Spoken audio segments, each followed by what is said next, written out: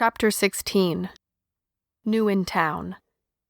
War does not determine who is right, only who is left. Bertrand Russell. Easter stood in front of Chris, blood seeping from a scarf around his neck. In the past few months, Easter had gone from a deathly white to a pale gray, then slowly darkening as he decayed further with each new dream. His skin had turned almost black now. "Your sister is dead because you failed, Aronson," the corpse sneered. "You couldn't even pull off an escape. Banks, your sister, your parents, it's all on you. You couldn't even kill me right, 'cause here I am haunting your dreams all these months later." Chris twisted away from Easter's grasping hands. The stench of the corpse filled his nose and made him want to retch. "You're just a dream. You're dead, and you're just a dream, Easter." He shoved the corpse away from him and ran, trying to put distance between this remnant and himself, tried in vain to escape the dream. He ran for what seemed like forever, but when he turned around, there was Easter, and behind him Burton too. "Everything you touch will rot and die, Aronson, just like me. You can't protect him. You'll only get that sweet little piece of ass raped and murdered, just like the rest. I could use a taste of that sweet little thing," the corpse taunted him. Chris screamed then, consumed with horror at the thought of Carrie at the hands of Easter, or the likes of Cooper and all the rest. Chris, wake up!" He came to in the dark, someone standing over him, a light in the doorway. "Carrie girl, you stand back, child," he heard Fenton's voice from the doorway. "But Gramps, Chris realized the person standing over him was Carrie. "No buts, girl, stand back," Fenton's gruff voice admonished. "The boy's having more than just a bad dream. You give him space now." He had pulled Carrie out of range. "Son, can you hear me?" Chris was still shaking from the dream. The smell of rot and decay lingered in his nose. "Yes, sir." The old man came nearer, and an oil lamp lit his way. He extended a hand to Chris, pulling him up from his huddle at the foot of the bed. How had he gotten there? He didn't even remember. He put a hand on Chris's shoulder, motioned to the others to leave, and closed the bedroom door, giving the two men some privacy. He pushed Chris down onto the edge of the bed and settled into a chair close by. Fenton's voice was uncharacteristically kind. "Son, what were you dreaming about?" Chris shuddered and told him about the nightmares. "I keep having them. They aren't going away, and now they always bring up Carrie. I'd do anything to protect her and Liza and Joseph and you." "Son, I know that. I let you stay here, and I feel that in you."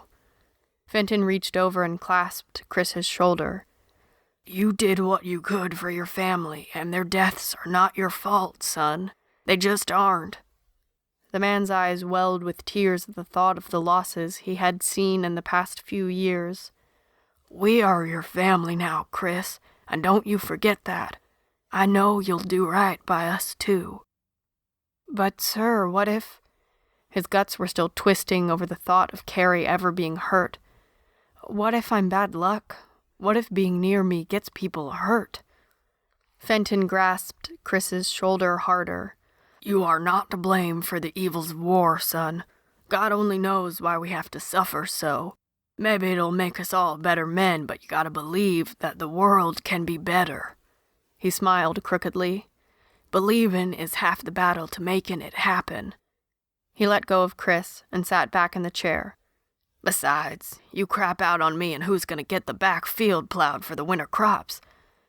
Go back to sleep, son, and don't let me catch my granddaughter visiting you after hours. I reckon I can tell when two's been sharing a bed or not." With that, he stood up and stretched out, limbs creaking, and ambled to the door and on out of the room where the others were huddled in the hallway. "Back to bed, all of you, and that best be your own beds if you know what's good for you." The old man was mellowing a bit. He had chosen not to make too fine a point on the fact that Chris's bed had shown signs of two people, not one, recently sleeping in it. A few minutes later, a slight creak at the door had announced Carrie's presence. Chris?" Her voice sounded worried. "You okay?" He smiled in the darkness in her direction. "Yeah, babe, I'm okay." She slid onto the bed next to him. Despite the unrelenting, muggy nights, Carrie would sneak into his bedroom each night, and they would sleep spooned against each other. He felt her now, just inches away from him, and felt his body respond to her presence as it did each night. He'd managed to keep himself under control, despite the ever-increasing desire to consummate what they had only danced and teased around for months now. "You'd best go back to bed." He could feel her disappointment and the hint of a pout.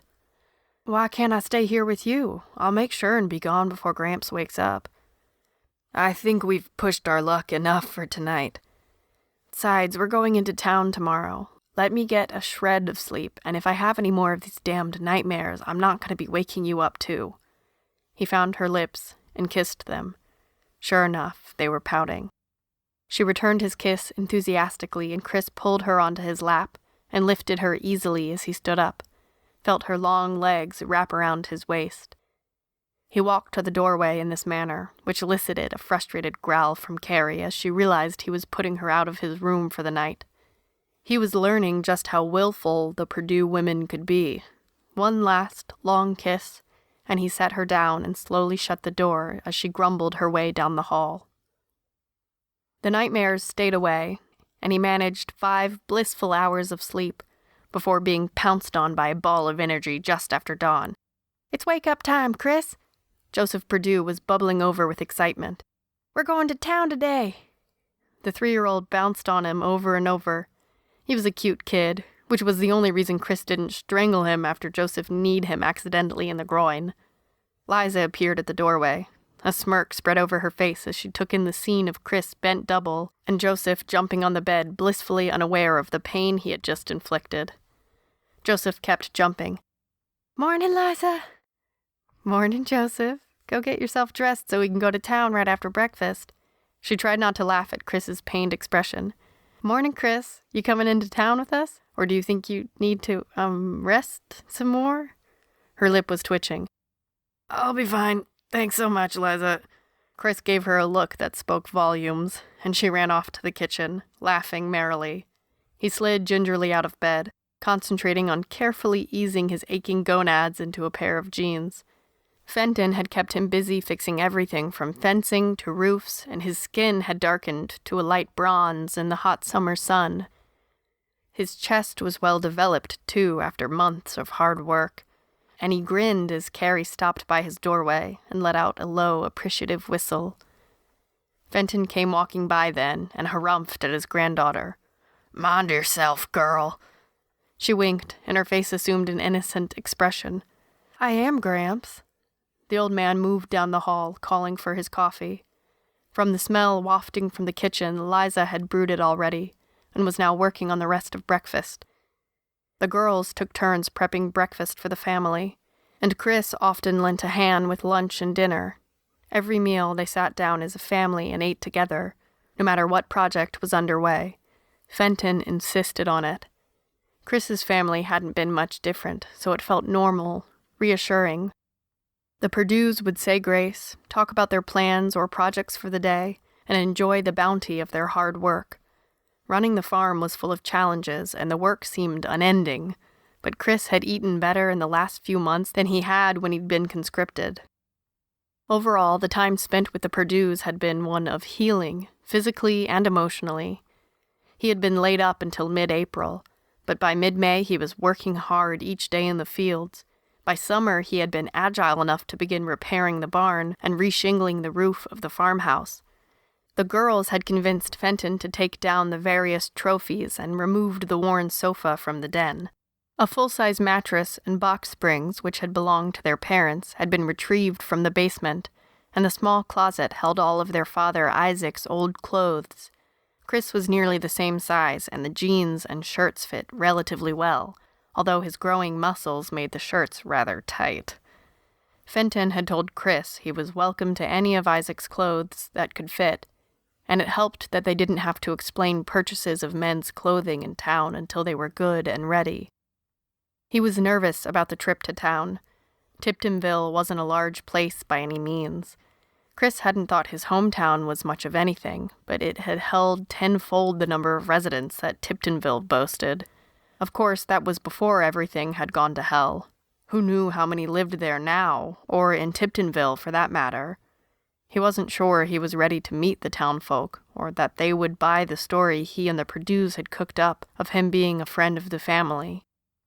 Fenton had made it clear that Chris wasn't to ever speak of his participation, unwilling or not, in the Western Front. "There's some'd rather string you up from the nearest tree than get your story. They find that out, boyo," Fenton had warned him gruffly. "You keep your mouth shut and follow our lead." They had had a near miss a week or so back when a couple of boys Carrie's age had stopped by the farm looking for work. Fenton hadn't told them no, but instead said they should check back around harvest time. Chris had been off at the old farmstead, digging up the smaller starts of blueberry bushes to transplant nearer the farmhouse. Carrie hadn't been in favor of that, mainly because having the bushes closer to the house meant they couldn't run off with the excuse of picking blueberries. She had stalked away from him in a snit, and been at the farmhouse and able to help Fenton run the boys off after basic pleasantries had been exchanged, along with a promise to come to town soon. Lost in his thoughts, Chris picked at his food. Liza looked offended. "What, is there something wrong with the eggs?" "What? Oh, the eggs? No, the eggs are fine." Chris looked down at his plate, still filled with food, and shoveled a large bite in his mouth, chewed and swallowed. Gramps, you sure me coming into town is a good idea?" "Son, it'll be fine." The old man reached over and squeezed Chris's shoulder. "You're a friend of the family, and you visited us here about 5 years back. Your family is gone, but you found our address and some papers, remembered us, and headed our way. You been here since late spring and been earning your keep working on our farm." He winked then. "No one's gonna believe an old codger like me would put up with you or take you in less you was who I said you was." He turned towards little Joseph. "Now mind you, Joseph, anyone asks you who young Chris here is, and you just say he's a friend of the family. You remember that, right, Joseph?" The boy nodded solemnly. Fenton looked over at Carrie. "And you, girl, don't you be hanging on him or making them damn googly eyes. You made a list of what we need, right?" Carrie looked offended and muttered under her breath before responding. "I got the list right here, Gramps." She read it aloud, and he had her add 3 items: buckshot, a 1982 Chevy pickup truck repair manual, and propane. "Don't know what we can get or what'll be available, but we'll ask about 'em. Okay, let's get going. We got a long trip ahead of us." The truck had refused to start the previous day, and Chris had wished for the 100th time that he had taken the basic automotive classes at school, like his buddy Alan did. He had been the one to ask Fenton if he had a truck repair manual, and the old man had looked embarrassed and shook his head no. Apparently, Chris wasn't the only one who had skipped automotive class. Football," the old man gruffly commented. "I was busy with football. That is, until I mashed my left knee the last game of the season. It still pains me." So they would do it the old-fashioned way and take a horse and buggy the 3+ miles into town. The last time they had gone into town, while Chris was still laid up with his broken ankle, they had walked, and Fenton's left knee had swollen to twice its size. He couldn't walk without grunting in pain for weeks. With Ichabod hitched and ready, they had climbed into the buggy and started off. The road was clear, with the exception of several abandoned vehicles that had been pulled off of the road. Chris thought that it looked as if there had been a conflict of some kind, but not recently. 2 of the trucks were not only turned over, they had been set on fire. Fenton followed Chris's gaze as it lingered on the skeletons hanging from the burned-out trucks. "A Western Front," he said gruffly. "I told you we don't much cotton to the West try to tell us how to live. Those boys are a warning to anyone else foolhardy enough to bother with us." Chris realized how dangerous admitting he had any association with the Western Front, unwilling or not, would be to all of them. 2 tall lookout posts sat on each side of the road right before they reached town. They were similar to the high hides that deer hunters use, but were larger and probably better insulated for winter use. The rough wood was covered in corrugated metal sheets. Chris figured it was hotter than hell in those things. He could see the outline of a man inside, and noticed the cold, dark snub of a rifle in the other lookout post. They had a great view from up there, and could sound the alarm long before anyone came within striking distance of town. Fenton followed his gaze and waved towards the outposts. Chris did his best to look as unarmed and helpless as possible. Anyone with a decent set of binoculars would see that both the girls and the old man were armed, so he figured the snipers manning the outposts wouldn't shoot him or think he was holding them hostage. He was nervous nonetheless. His focus on the high lookouts provided an excellent opportunity for the men stationed in the waist-high grass to approach without his notice. He couldn't help flinching in response to the rifle that appeared to his right. "Hold up." The men that held it eyed him suspiciously. "Ho there, Fenton." The old man smiled at the armed man. "Oh, there, John. Like you to meet a friend of the family. This here's Chris Aronson. Hails from a ways from here." The armed man looked them over carefully, noting the relaxed looks on the rest of the family. "Friend of the family?" "Yup," Fenton nodded coolly. "The son of friends of Amy's. He came out here, 5 years ago, a-visitin'?" He pursed his lips. "Nothing's left for him, so he sought us out, due to his family being gone. He's been helping out on the farm these past 2 months. Came just in the nick of time for planting season." John nodded, letting the barrel slide away from the group and backing away. He let out a shrill whistle to the sentries above, and their guns disappeared. "Take care, Fenton." He nodded at Chris. "Nice to meet you, Chris. You all go on through." The buggy pulled away, passing the outposts, and continued towards town. Chris heaved a sigh of relief, and Carrie squeezed his arm. "That was John Carter. He's Carl's stepdad," she leaned close and whispered. "Liza and Carl like each other." Fenton grunted. "I heard that." "Oh, Gramps." The first of the town buildings appeared at the crest of the hill. Chris looked around. Most of the buildings were intact, and there wasn't much to see. It was a tiny town, a fraction of the size of Belton. Chris had thought Belton was small compared to the sprawling streets in Kansas City just a 20-minute drive to the north. But this was like having a main street and nothing else. How had they made out so much better than Belton? Dumb luck? The first sign of damage that Chris noticed was the crumpled water tower. Carrie followed his gaze. "They took out the water right away. I haven't had a decent shower since, thanks to those bastards." Fenton growled at her choice of words. "Mind your tongue, girl." He didn't say much more. After all, he missed regular showers, too. There was a cafe, but it looked deserted. Most of the windows had boards over them. There was a large 2-story brick building with white columns on the left side of the street. "That's the old bank," Fenton noted as they passed by. "Least it was until they built that fool building next to it." He cocked his thumb at the Regions Bank sign, which was broken, and the building the sign belonged to was gutted. Directly following the stately brick building was a narrow alley, and then another fairly plain 2-story brown brick building. At first glance, it seemed to be nothing more than a dump for miscellaneous junk, but the buggy turned and headed towards it, and Chris could see a rough, hand-lettered sign in the window that read, "Tiptonville Trade Mart." Just inside the door was a tough-looking man with a rifle tucked against his shoulder. The guy looked him over suspiciously and rested a large hand on the bowie strapped on his thigh. Fenton handed Joseph down to Chris and carefully eased out of the buggy with a low groan. Riding in the buggy had been easier than walking, but the old man wasn't as flexible as he used to be. He handed the reins to Carrie and pointed to a bike rack 20 feet away. There was a dappled pony already strapped there. She nodded and walked the horse and buggy over to it while the others headed towards the Trade Mart. At the entrance, Fenton put his arm across Chris's shoulders and nodded to the man.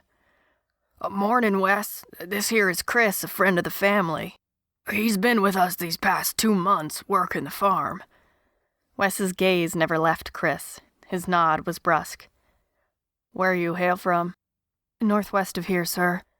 "You've been in the forces, seen action, haven't you?" Chris had been unprepared for such a direct question. Fenton interceded. "The boy has seen loss. He lost his family and then headed here because he had nowhere else to go. I think, Wes, that we can leave it at that." Wes's eyes narrowed as he shifted his focus to Fenton. "Been reports of Western Front troops deserting coming this way. Also been raids south in Dyersburg. Bastards came into the outskirts and were forced back west." His eyes moved back to Chris, coldly assessing him. "Them soldiers been doing more than just shooting men, Purdue. They've been killing kids and older people, raping the women. I hear tell they ripped up parts of Missouri bad, and I also hear they ain't exactly following orders from the chain of command no more." He said all of this while trying to stare Chris down. Chris just stared back, feeling more pissed by the minute. This guy figured he was from the West and was coming to all the wrong conclusions. Carrie broke the impasse by returning from hitching the horse and grabbed Chris's and Fenton's sleeves. "Come on, I've got a list a mile long, and we need to figure out what crops we brought in can be traded for, and it's going to be hotter than She gave a quick glance over at her grandfather. heck soon. We need to get unloaded and reloaded, and I want to check out the local news before we have to head back home. You were going to look for the Chilton's manual, remember?" She said all of this in one quick tirade, and then stood staring at Chris expectantly while ignoring Wes's glare. After they moved past and away from Wes, Chris relaxed and let out a deep breath. Something told him that guy was going to be trouble. For the rest of the time they were there, Chris felt like every move he made was being watched. Any time he looked up and towards the direction of the entrance, he could see Wes staring at him. They spent nearly an hour at the trade mart, and Chris watched Liza and Carrie go to work negotiating the best trade they could for what crops they had brought in. He smiled as he watched the girls at work. They were naturals, born to haggle and seemed to be experts at negotiating the best trade possible. His smile turned down when he thought of Jess, and how good she had been at it. He had turned his back to Wes and could feel the man's stare right in the middle of his back. It made him wish he had a gun or at least a knife. But Fenton had worried that if he were armed, he would be shot by the sentries on the approach. After seeing the burned-out trucks, bodies, and the sentry towers, he understood the old man's concerns.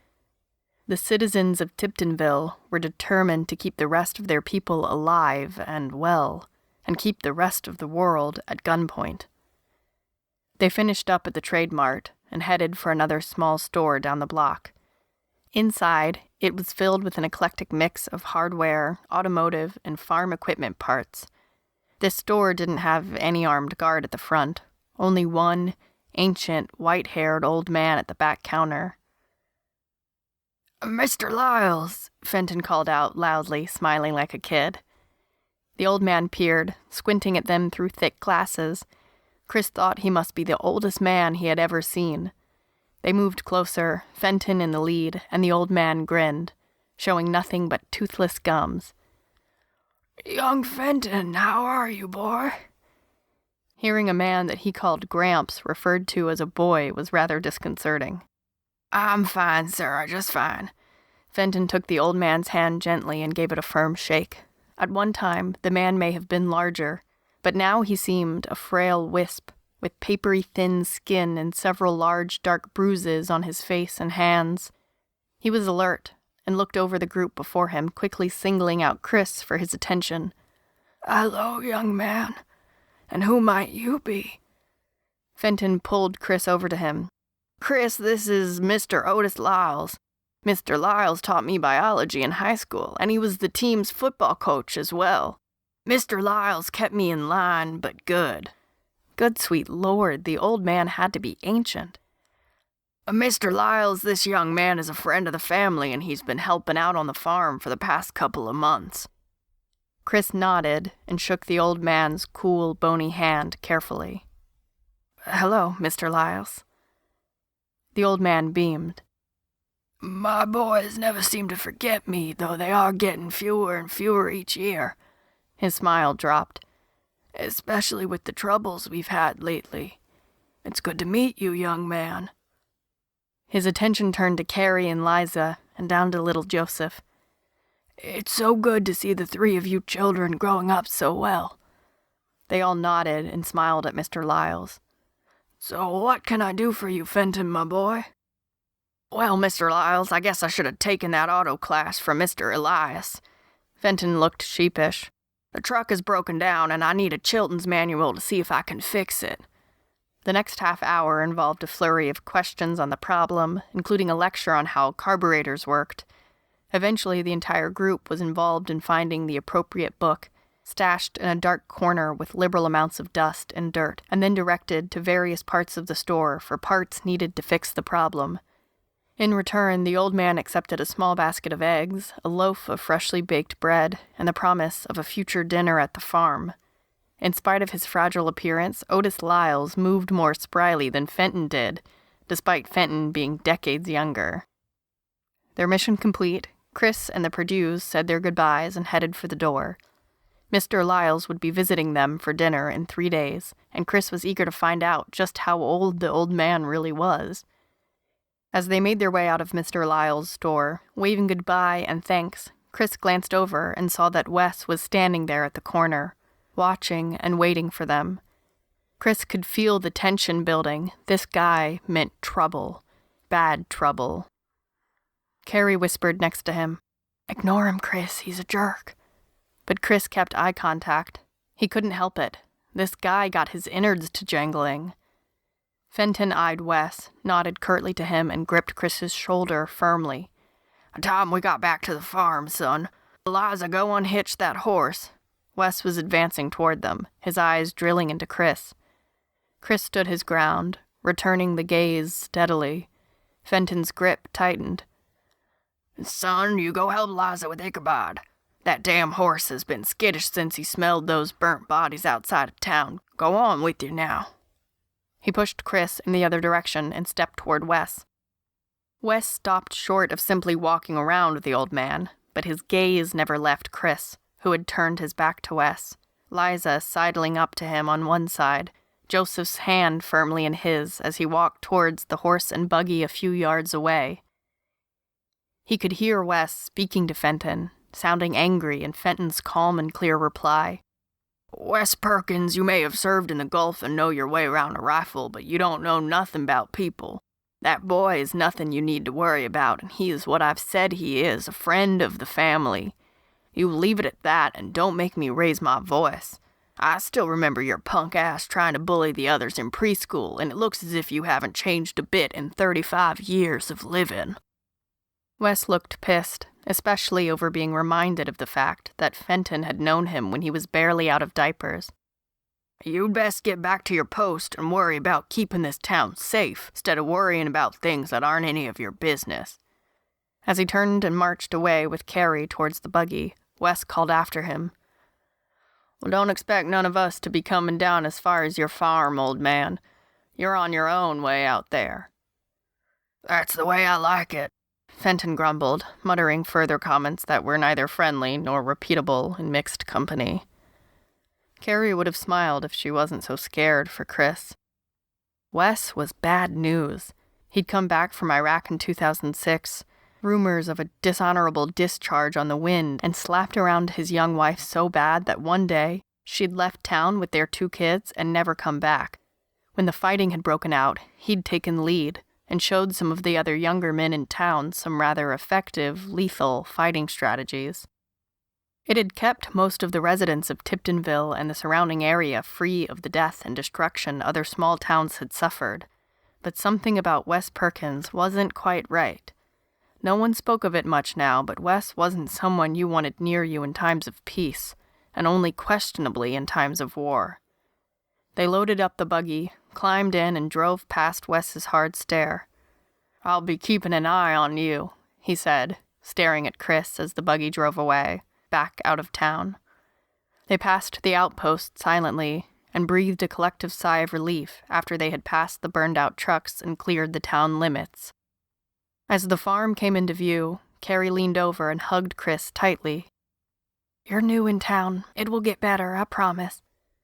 Her touch was reassuring, and Chris relaxed into it, even if he didn't believe her words for 1 second.